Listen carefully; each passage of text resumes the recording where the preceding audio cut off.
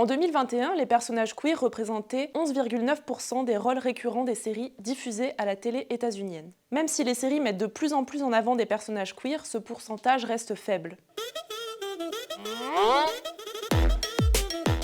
Dans cette vidéo, on s'intéresse à la représentation des personnages queer dans les séries et on vous explique comment ces images et récits peuvent influencer notre vision de la sexualité, de l'amour et des relations.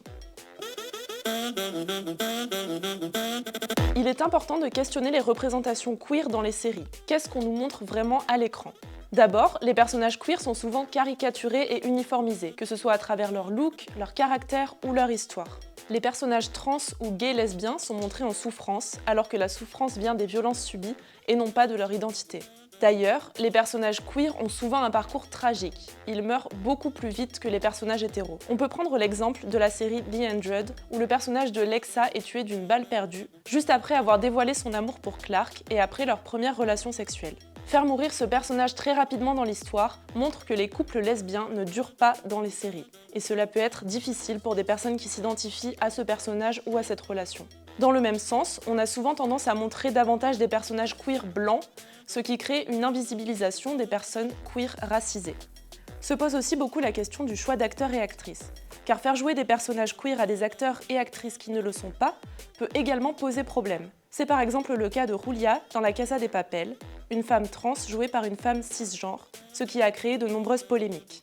Dès lors que des personnages cis-hétéros sont beaucoup plus représentés, il y a un déséquilibre qui se crée au niveau du casting. De manière générale, les acteurs-actrices queer sont moins embauchés et certaines expriment leur mécontentement quand des rôles queer sont donnés à des acteurs et actrices non concernés. Les représentations queer dans les séries sont indispensables afin de sortir d'une vision binaire, de montrer la diversité des identités de genre et des sexualités, et de permettre à des personnes de s'identifier. En effet, visibiliser les personnages queer et les multiples formes de relations, cela permet à des personnes qui n'avaient pas ou peu de modèles de se sentir légitimes d'exister, de se laisser la liberté d'être soi-même et de se sentir appartenir à une communauté.